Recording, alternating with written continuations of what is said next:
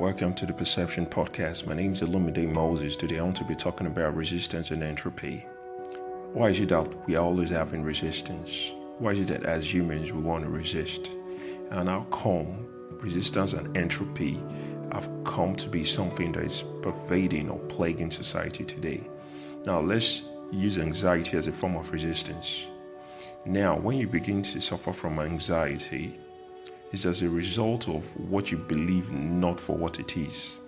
When you begin to believe what is not for what it is, then you begin to develop anxiety. And that's what Carl Jung was talking about. He said the conflict of the past is not the same thing with the conflict of the here and now. I repeat what Carl Jung said.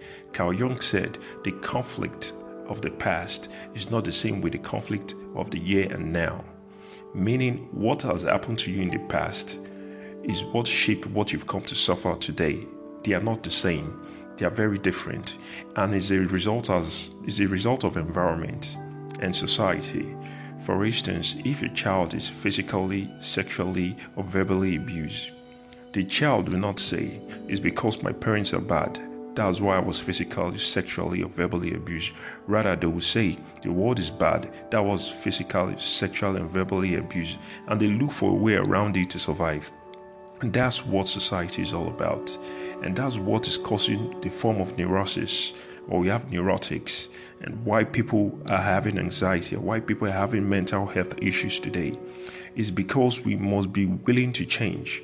Let's also look at resistance from the point of Catherine Hornheim when she talked about self-analysis, because she was a psychoanalyst of the 20th century. Now, self-analysis is something similar to what Carl Jung was saying. If an oak tree grows up in the right environment, it will grow innately. But if we are being perturbed or disturbed or being influenced by the environment in a very negative way, then we are not going to grow innately. We are not going to grow the way we want to be. Just like an acorn tree, if it's given the right environment, is going to grow to become an oak tree. But we as human beings, if we are not in the right environment, we are not able to grow in an innate manner or grow the way we're destined to be.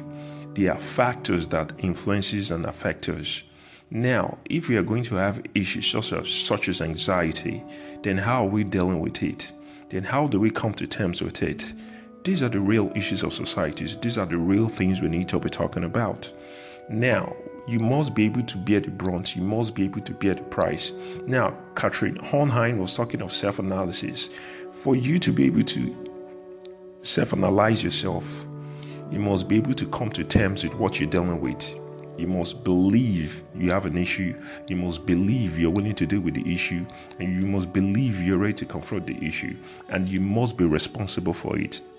You must know you have an issue, and you must do what is necessary to come to terms with it. For instance, self-analysis is something we can do on our own. It's not necessary, according to Catherine Hornheim, that you need to see a therapist. That might take you months to study you to actually know what is doing you. But if you could take the time on your own to discover yourself and know yourself better, you might have a better way of understanding why you're going through what you're going through. And I don't know if others believe that, but I share the same philosophy with Catherine Hornheim. I really feel that if you're able to take time to know yourself and do a self-analysis and do not blame others for what you have become, in as much as society or environment has influenced you to become neurotic or to suffer a form of mental health, does not mean you should not come to terms with it. The first thing is to accept it. The second thing is to understand it. The third thing is to deal with it. And I believe in that same philosophy with Catherine Hornheim.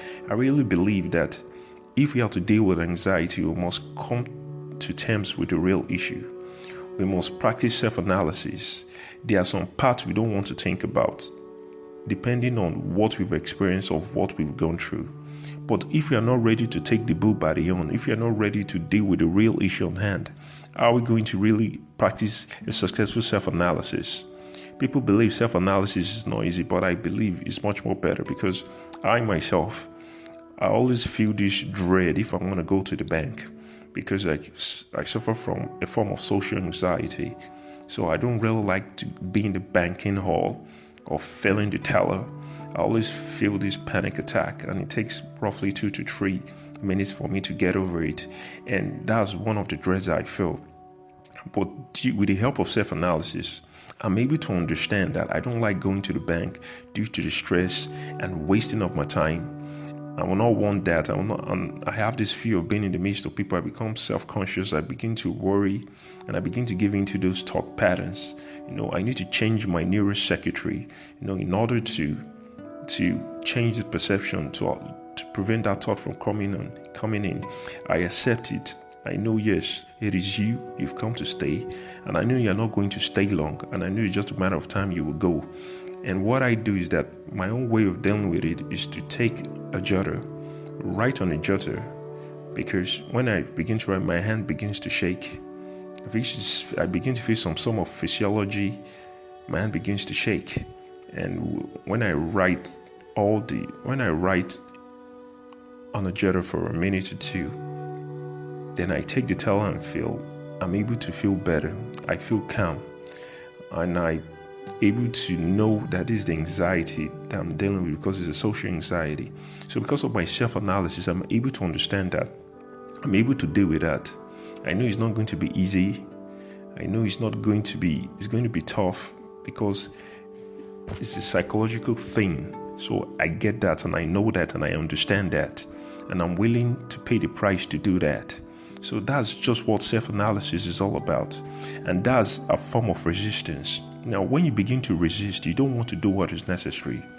Rather, you begin to empower it, you begin to fight it, and the more you fight it, the more it becomes more powerful. So Katrin Hornheim was talking of self-analysis, the ability for us to come to terms with reality, because it was due to environment that we've suffered what we are. Like Carl Jung said, the conflict of the past is not the same thing with the conflict of the here and now. The conflict of the here and now is what was shaped by the conflict of the past. And also, a child cannot say, I was physically, sexually, or verbally abused by my parents. Rather, the world was unfair, and they look for a way or a tendency to go around that.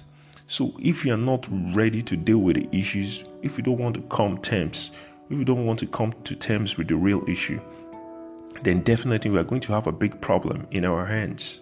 So this is a form of resistance. This is resistance. The moment we don't want to deal with the issue on ends, it is a form of resistance, and it also becomes a form of entropy. We begin to operate below who we are because we don't want to come to terms with the reality. This is one of the biggest problems we are having today. So we need to come to terms with the reality of what we're dealing with. As Carl Jung said, I'll repeat, the conflict of the past is not the same thing with the conflict of the here and now.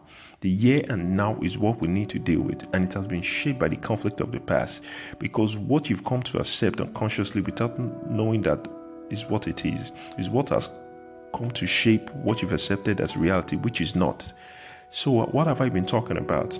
I've been talking about resistance in the form of entropy, because if we are to grow spiritually, we need to deal with our real issues and the things we are battling with.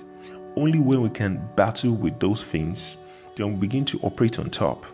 But if we fail to address the things that matters to us, or our anxiety or our mental health issues or challenges, remain where we are. Thank you very much. Remain blessed. I hope you enjoyed this podcast.